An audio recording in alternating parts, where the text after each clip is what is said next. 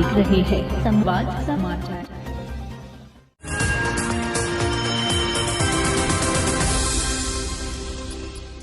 YouTube पर जाकर channel को सब्सक्राइब करें, लाइक करें और खबर को अधिक से अधिक शेयर करें और बेल दबाएं। भारतीय जनता पार्टी के राष्ट्रीय अध्यक्ष जेपी नड्डा की प्रदेश कार्यालय भोपाल में पत्रकार वार्ता। आदरणीय हमारे गृह मंत्री डॉक्टर नरोत्तम मिश्रा जी, आप सभी का पुनः बहुत स्वागत है।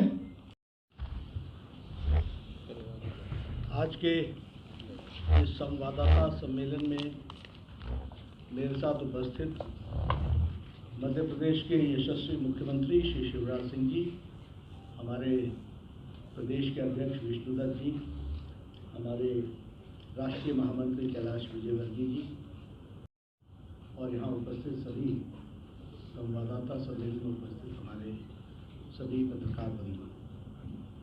मेरा ये सौभाग्य है कि मुझे आज भोपाल आने का मौका मिला। यहाँ की बैठकें मैं डिजिटल ही लेता रहा। कोरोना के साये के बाद पहली बार मुझे राष्ट्रीय अध्यक्ष के रूप में यहाँ आने का मौका मिला। मध्य प्रदेश तो आता रहा, इंदौर आया, उज्जैन आया, बाकी सब जगह गया मैं, लेकिन भोपाल नहीं हो पाया। तो अब ये मेरा 2 दिन का प्रवास है जिसमें मैं यहाँ आया हूँ।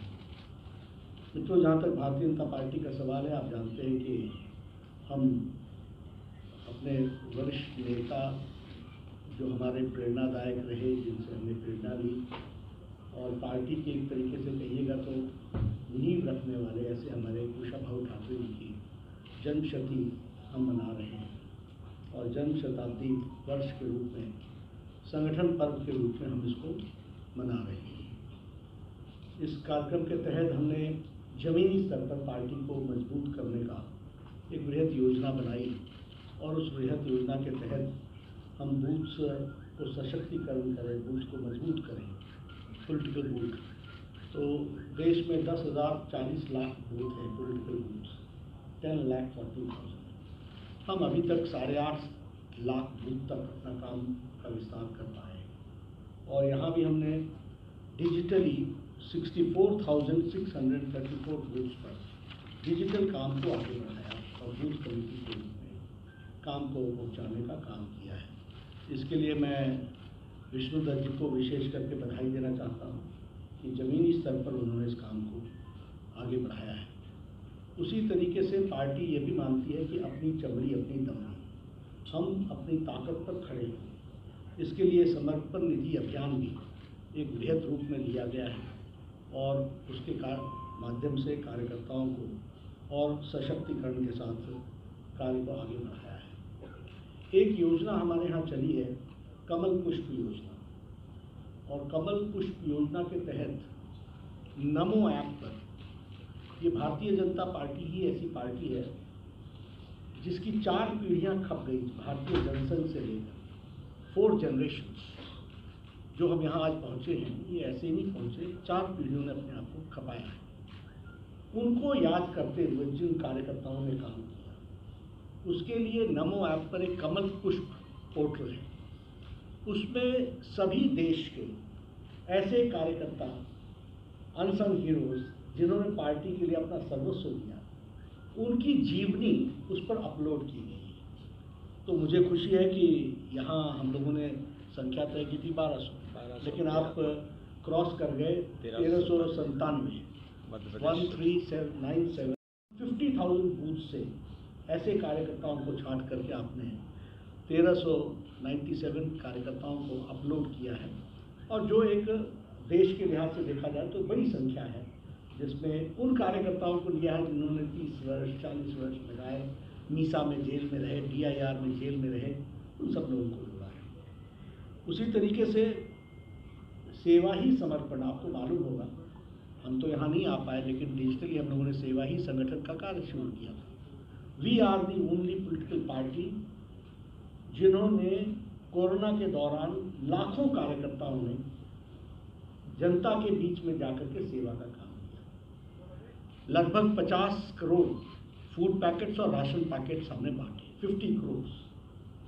इसी तरीके से लगभग हमने 30 करोड़ के आसपास मास्क बांटे, लगभग हमने 3 करोड़ के आसपास सैनिटाइजर्स बांटे और सबसे बड़ी बात जो की वो 3 बातें थी। एक तो जो लोग लेबरर्स आ रहे थे उनको ट्रांसपोर्टेशन दे करके घर तक पहुंचाना। उस समय मैं सिर्फ आपको याद दिलाने के लिए बता रहा हूँ। उसी तरीके से उनको चरण पादुका देना, उनको ठहराने की व्यवस्था करना, ये तो किया ही, साथ में भोजन की व्यवस्था भी की। लेकिन जो बड़ा काम हुआ वो ये हुआ कि बहुत से हमारे बच्चे विदेश में थे और वो विदेश के बच्चों के माँ बाप यहाँ पर बूढ़े जो डायबिटीज़ थी, जिनको कुछ और बीमारी थी, उनको हर हफ्ता दवाई चाहिए थी। उनको हेल्थ सेंटर चला करके 3 महीने नहीं, पूरे 2 साल उनकी दवाई पहुँचाने की व्यवस्था भारतीय जनता पार्टी के कार्यकर्ता से। तो when everybody was in isolation, when everybody was एक तरीके से ट्विटर पर ही मिलते थे नेता, तो उस समय जनता के बीच में जाने का काम पार्टी ने किया। और मुझे खुशी है कि इसमें सेवा ही समर्पण में हमने 1,60,000 वर्कर्स, यहाँ के हेल्थ वर्कर्स ट्रेन किए। ये आपको जान के खुशी होगी कि हमने हेल्थ का ट्रेनिंग कैंप चलाया और 1,60,000 वर्कर्स, उसमें यहाँ के सिर्फ इसके अपने मध्य प्रदेश के, उनको हमने ट्रेन किया है हेल्थ वर्कर्स ट्रेनिंग। अगर हम इकॉनमी की दृष्टि से देखें तो आज मध्य प्रदेश एक तरीके से उछाल लेता हुआ प्रदेश आज इकॉनमी में one of the leading states के रूप में मध्य प्रदेश को देखा जाता है। 90 में भी मंत्री था, मैंने आज वहाँ एयरपोर्ट पर भी कहा कि मध्य प्रदेश बीमारू राज्य जाना जाता था। कांग्रेस का कंट्रीब्यूशन क्या था कि बिहार, मध्य प्रदेश, राजस्थान, उत्तर प्रदेश ये बीमारू राज्य थे। सारे देश के आंकड़े को खींच करके नीचे ले जाने का काम ये प्रदेश करते थे। अच्छे काम करेगा पंजाब, हिमाचल, हरियाणा, प्रोग्रेसिव स्टेट्स, महाराष्ट्र, ये सब अच्छे काम करते, और ये मध्य प्रदेश, उत्तर प्रदेश ये खींच करके सारे आंकड़ों को नीचे ले जाते। तो आज उस बीमारू राज्य को बीजेपी के राज्य में one of the leading states के रूप में खड़ा किया है इकोनॉमी की दृष्टि से। और हमारा ग्रॉस डोमेस्टिक प्रोडक्ट जो है वो सदा बढ़ता चला जा रहा है। आज वो 19.74% तक ग्रोथ रेट पहुंचा है, 19.74 ग्रोथ रेट है। उसी तरीके से ग्रॉस डोमेस्टिक प्रोडक्ट जो है वो 11,69,000 पहुंचा है, 69,004 करोड़ पहुंचा है। उसी तरीके से जो पहले था 9,76,281 करोड़ था, जो अब बढ़ करके 11,69,000 करोड़ तक पहुंचा है। Per capita income Madhya Pradesh की 1,24,000 per annum per capita income पहुंची है, और देश की भी बढ़ी है, 79,000 से 1,50,000 तक पहुंच गई है पर कैपिटा इनकम।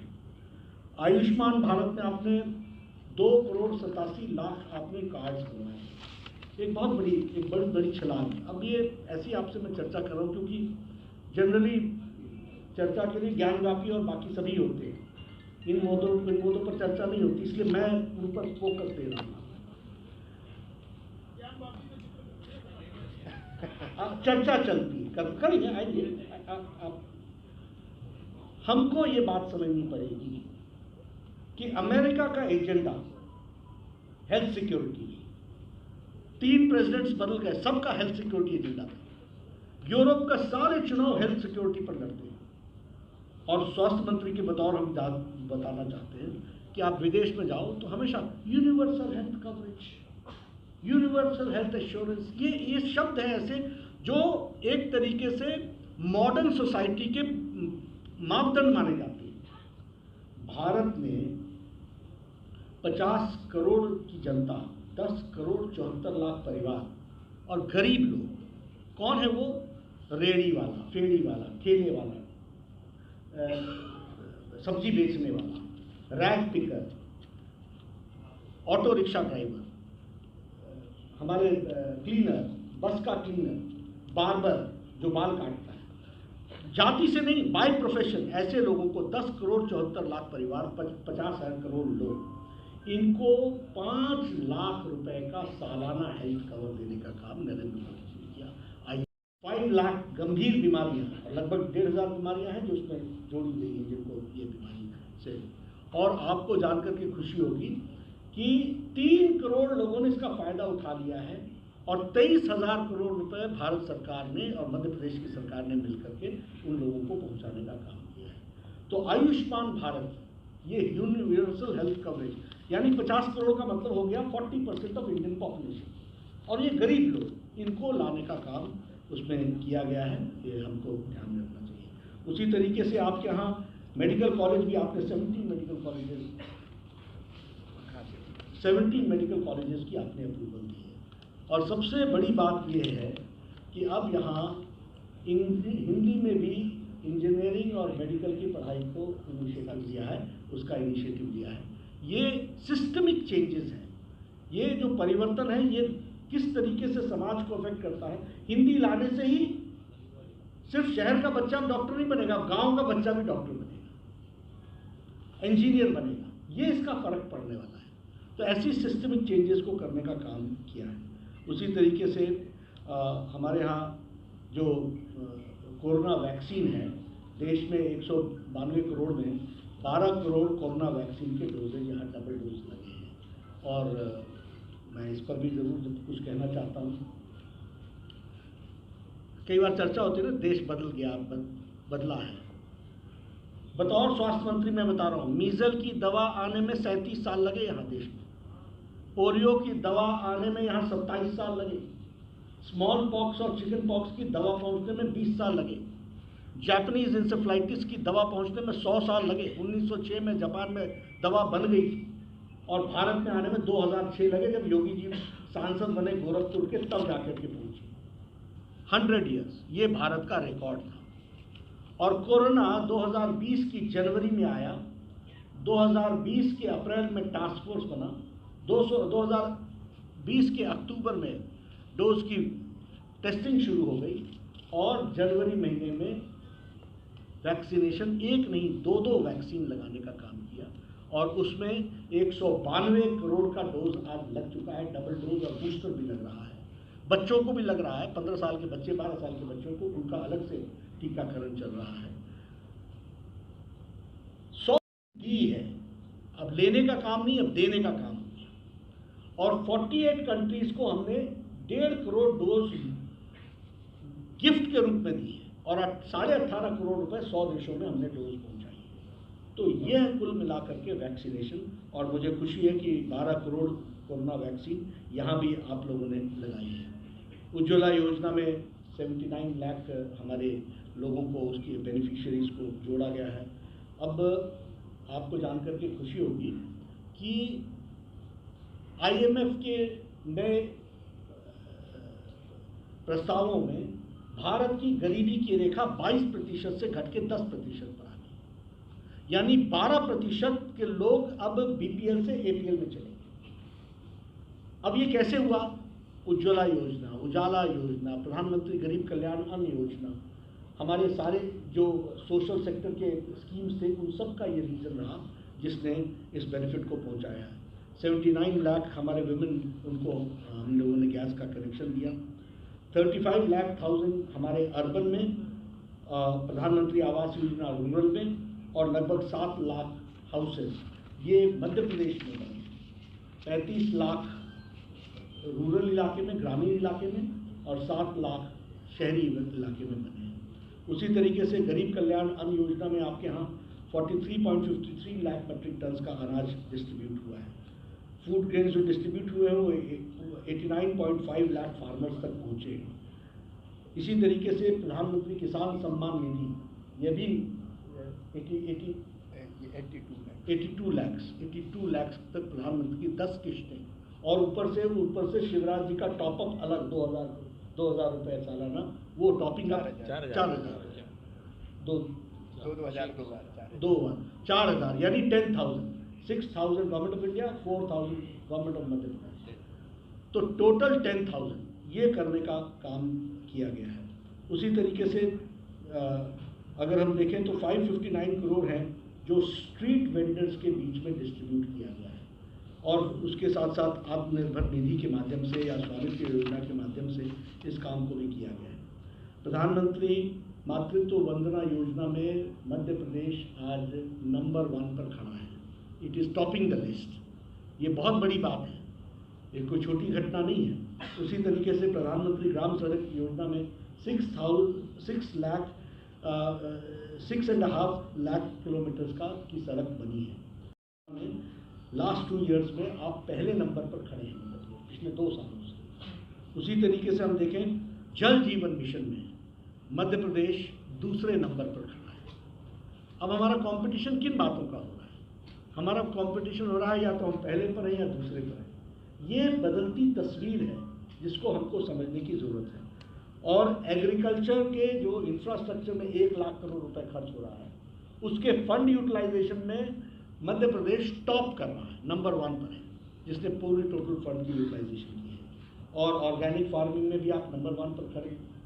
उसी तरीके से नेशनल एजुकेशन पॉलिसी की इम्प्लीमेंटेशन और नेशनल हेल्थ पॉलिसी की इम्प्लीमेंटेशन में भी मध्य प्रदेश नंबर 1 पर खड़ा है। तो मैं ऐसे ही नहीं कहता हूँ कि नंबर 1 लीडिंग स्टेट, ये सिर्फ बोलने के लिए बोल रहा हूँ। मैं आपको सेक्टर्स गिना रहा हूँ जिन सेक्टर्स में ये मध्य प्रदेश, अब ये नंबर 1 है अपने सुकन्या समृद्धि योजना में, उसमें भी 23 लाख अकाउंट्स खोलने का काम मध्य प्रदेश की सरकार ने किया है। इंदौर आज देश में जाना जा रहा है 5 बार, 5 टाइम्स हो गए, 5 बार छक्का लगाने को तैयार। Cleanest city in the country, इसका अब वो एक आइकॉन बन रहा है। आप समझिए कि आज कंपटीशन और चर्चाएं किस ओर जा रही हैं। उसी तरीके से वेलफेयर स्कीम में आपका बजट सबसे ज़्यादा है, 8,000 करोड़ रुपीज़ का बजट आप दे रहे हैं। हमारे महिला सशक्तिकरण की दृष्टि से देखा जाए तो 50% रिजर्वेशन आपने लोकल सेल्फ गवर्नमेंट में दे दिया। उसी तरीके से टीचर्स रिक्रूटमेंट में भी आप 50% पर आ गए।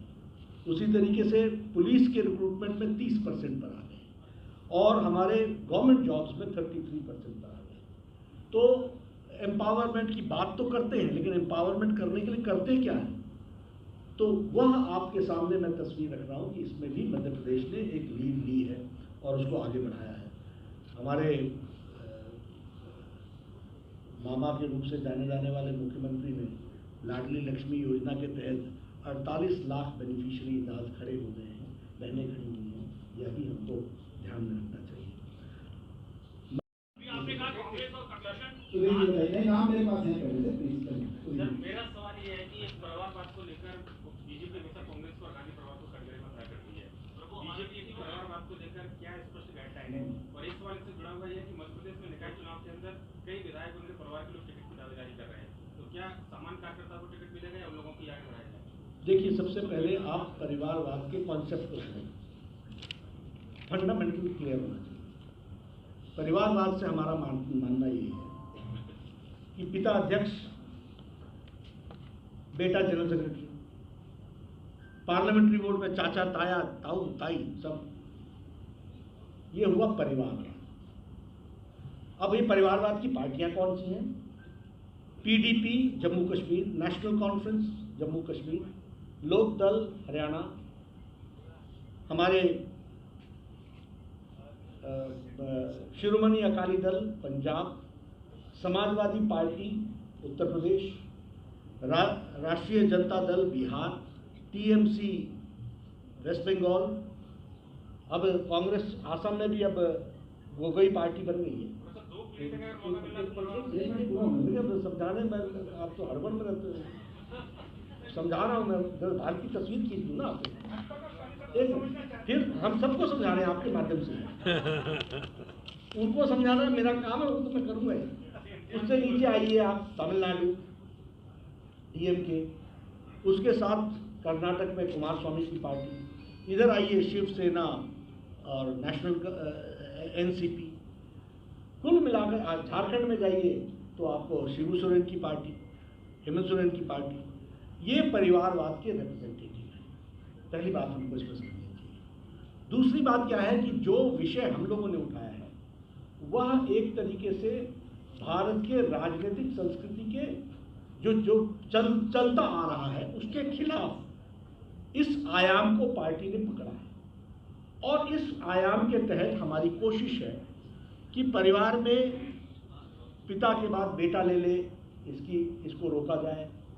हाँ, हमारे यहाँ भी कार्यकर्ताओं में और समाज के लोग तरह तरह से विषय को उठाते रहते हैं, लेकिन आपने देखा होगा कि उत्तर प्रदेश के अंदर हमारे यहाँ बहुत से एमपी थे जिनके बेटे अच्छे सक्षम सब लोग हैं, मध्य प्रदेश में भी बहुत से हैं।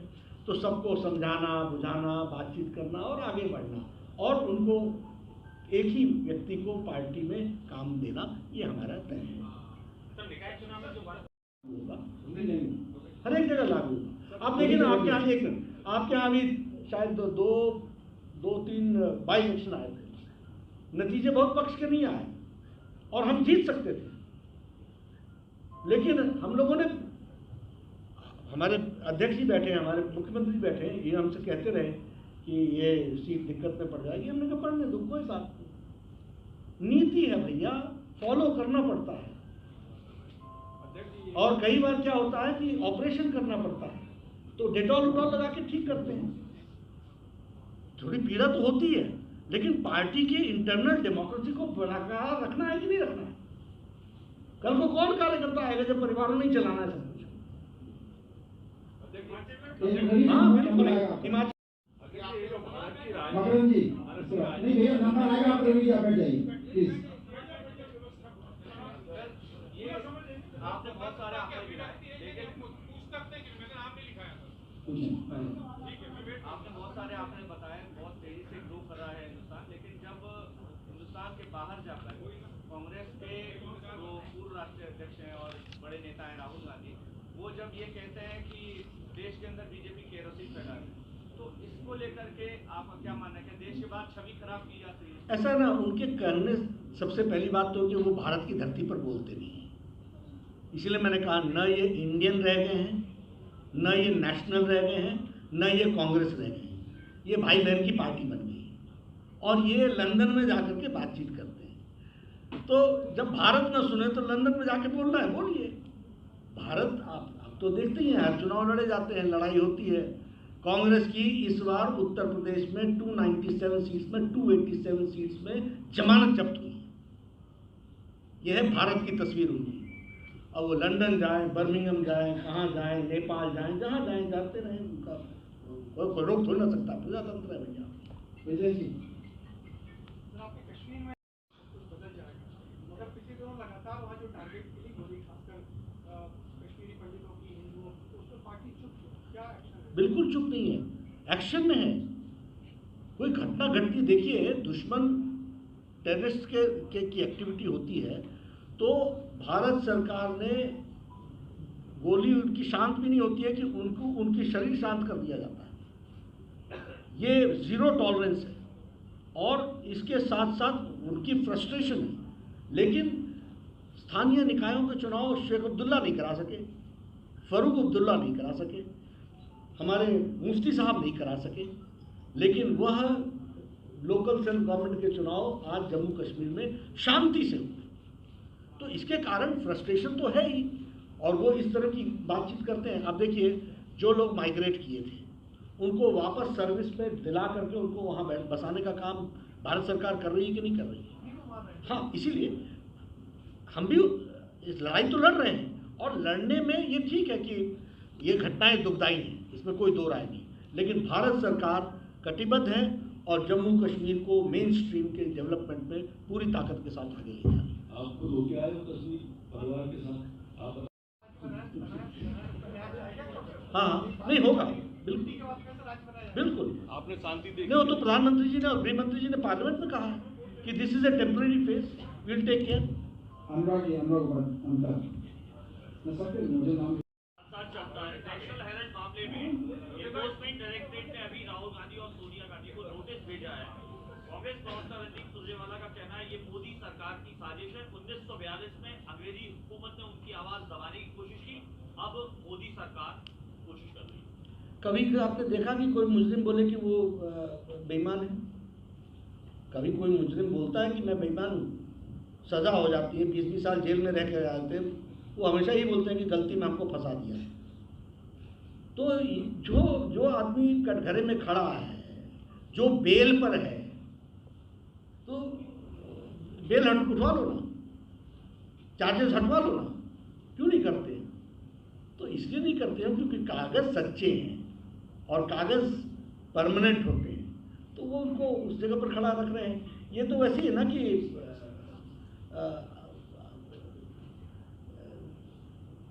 चेहरा गड़बड़ था और आईना साफ कर रहे हैं, तो जो है सो है। राष्ट्रीय अध्यक्ष के तौर पे आप कागज क्या कहते हैं?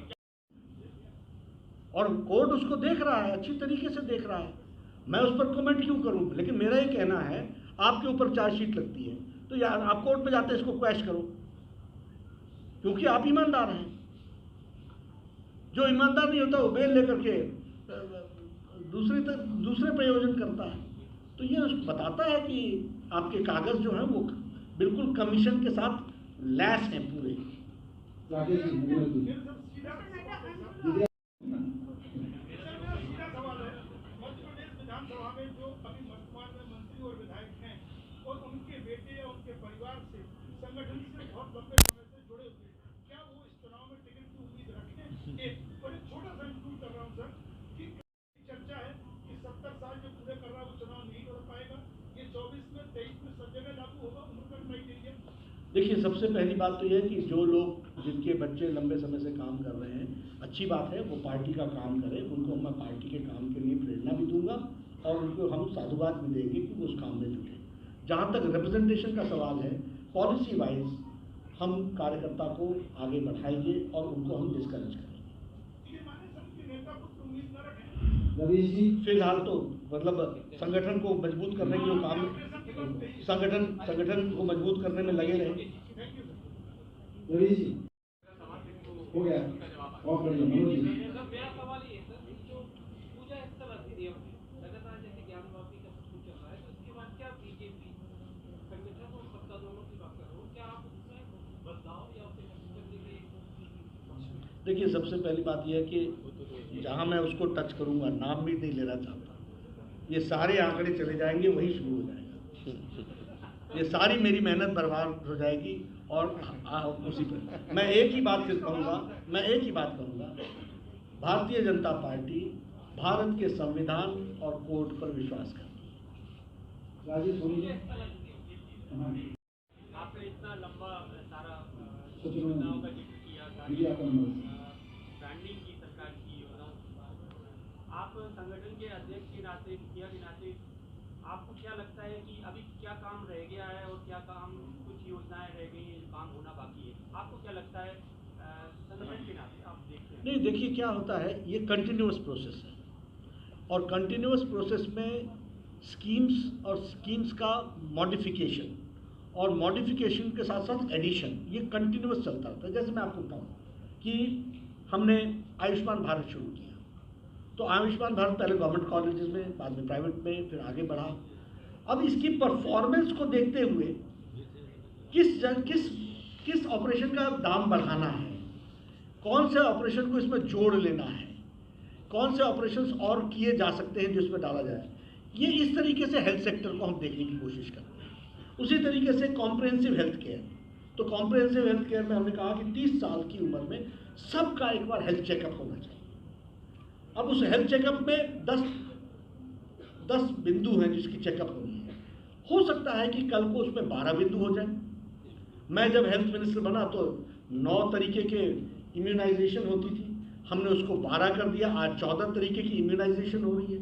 तो एजुकेशन की बात उठा लें, अब शिक्षा के दृष्टि से एक एडिशन आ गया कि हिंदी में शिक्षा होगी, लोकल लैंग्वेज में शिक्षा होगी, नेशनल एजुकेशन पॉलिसी जो है वो लोकल लैंग्वेज पर मीडियम ऑफ इंस्ट्रक्शन बनेगा। अब जब इसको हम धरती पर लागू करेंगे तो उसमें फिर ये आएगा, इस भाषा को भी जोड़ो, इस भाषा को भी जोड़ो, तो जोड़ते चले जाएंगे। इसी तरीके से मान लीजिए फार्मर्स का विषय है, प्रधानमंत्री किसान सम्मान निधि चल रही है, ईस्ट ड्रॉप मोर क्रॉप चल रहा है, कोई और भी स्कीम आ सकती है, उसको हम उसमें ऐड कर सकते हैं। It is a continuous process which we have to do. कमी नहीं होती है, परफेक्शन की ओर जाने का काम होता है। पॉपुलेशन कंट्रोल के लिए ये चर्चा चलती रहती है समाज में, हमारे कानून बनने का तरीका क्या है। एक इशू को लेकर के जनता के बीच में जाना, क्राउड सोर्सिंग करनी, चर्चा करने के बाद उसमें बारीकियों को समझना, फिर उस पर कोई ड्राफ्ट बनना, फिर ड्राफ्ट जनता के बीच में जाना, फिर जनता के ड्राफ्ट के कमेंट्स को लेना, फिर उसके कमेंट्स को लेने के बाद लॉ में उसको वेट कराना, फिर कैबिनेट से क्लियर कराना, फिर पार्लियामेंट की स्टैंडिंग कमेटी के पास ले जाना, फिर स्टैंडिंग कमेटी के करने के बाद पार्लियामेंट में उसको ले जाना। All this are process. In this process there are many people who keep saying कि ये भी कानून बनना चाहिए, ये भी कानून बनना चाहिए, ये भी कानून बनना चाहिए। We keep listening to it. जहाँ तक सीए का सवाल है, वो लॉ पास हो चुका है, उसके कानून बनने की प्रक्रिया चल रही है। That will take care and it will be done, number 1। Number 2, CAA के बारे में बहुत लोग चिंतित होते हैं। सीएए कॉमन सिटीजन को टच नहीं करता है। ये एक कट ऑफ डेट में जो लोग बांग्लादेश, हमारा पाकिस्तान, अफगानिस्तान से जो आए हैं रिलीजियस परसिक्यूशन में, और वो यहाँ बस गए हैं 20-20 साल से हैं, उनको सिटीजन राइटशिप राइट नहीं है। उनका बच्चा मेडिकल कॉलेज का स्टूडेंट नहीं बन सकता है, उनको वो घर नहीं खरीद सकते हैं भोपाल में, वो इंदौर में नहीं बस सकते हैं। इनको बसाने का एक अधिकार देने की बात है। तो it is not related to common citizen. ये जितने सेक्शन ऑफ सोसाइटी हैं, इनके लिए स्पेशल प्रिविलेज में हम काम कर ही रहे हैं।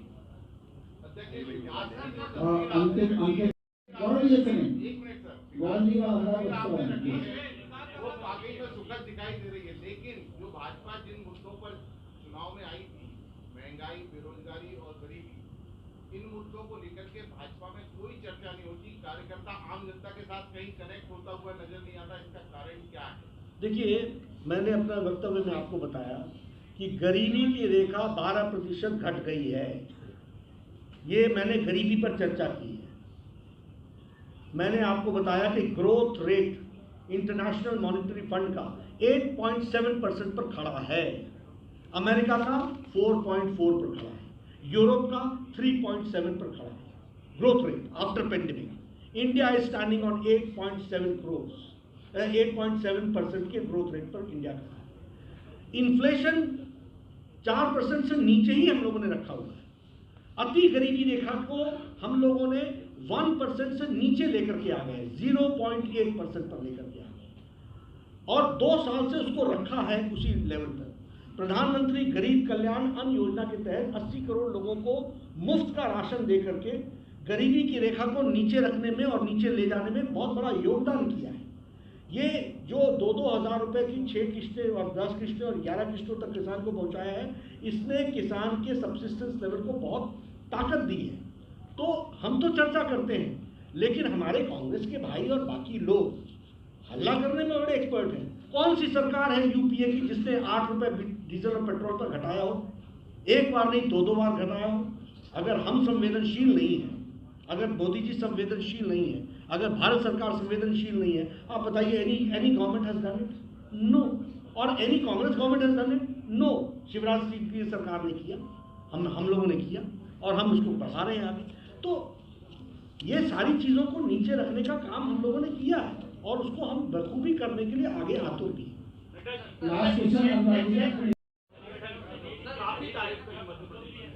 क्या इसको ये माना जाए कि 2023 का मध्य प्रदेश का विधानसभा चुनाव शिवराज सिंह चौहान और विष्णुदत्त शर्मा की जोड़ी ही कराई? ऐसा ना, हमारे यहाँ everything goes in that very direction. तो हम ये प्रश्न बार बार क्यों खड़ा, हम बार बार क्यों खाड़ के देखते हैं कि पेड़ लगा कि नहीं लगा, लगा कि नहीं लगा? बाकायदा लगा हुआ है, ठीक ठाक पौधा चल रहा है, सब लोग काम में जुटे हुए हैं। 2023 में हम तो पार्लियामेंट्री बोर्ड तय करता है, लेकिन शिवराज जी के नेतृत्व में अच्छी सरकार चल रही है, ठीक सरकार चल रही है, ये हम कह सकते हैं। अंतिम सवाल अनुराग जी का, मैं माफी चाहता हूँ, सुनिए ना, मैं आपसे सबसे क्षमा प्रार्थी हूँ। अनुराग जी सर, आपने अभी कहा पे आपको क्यों भी रहते कि जनसंघ 4 पीढ़ियां जब करती है तब आप एक मुकाम पर पहुंचते हैं, लेकिन आप देख रहे हैं कि बीजेपी में कई सारे लोग इम्पोर्ट हो रहे हैं दूसरे विचारधारा के। ये कॉन्ट्राडिक्ट नहीं करता आपकी बात को? क्या पार्टी कॉम्प्रोमाइज नहीं कर रही सत्ता के लिए? नहीं, देखिए सुनिए, पार्टी ने ग्रो करने के साथ साथ ऑर्गेनिक ग्रोथ पर भी ध्यान रखना है, और साथ में समाज के सभी वर्गों को साथ लेकर के चलना है। इसलिए हमको जहाँ पर अच्छे लोग दिख सकते हैं और जो आने को आतुर होते हैं, उनको हम जोड़ते हैं। आफ्टर ऑल हमने कोई सेक्शन ऑफ द सोसाइटी थोड़ा रिप्रेजेंट करनी है, सबको रिप्रेजेंट करना है। हार्दिक आ रहे हैं ना सर, हार्दिक आ रहे हैं। ऐसा ना गुजरात वाले तय करेंगे, जब करेंगे तो ले लेंगे। आप सभी मित्रों का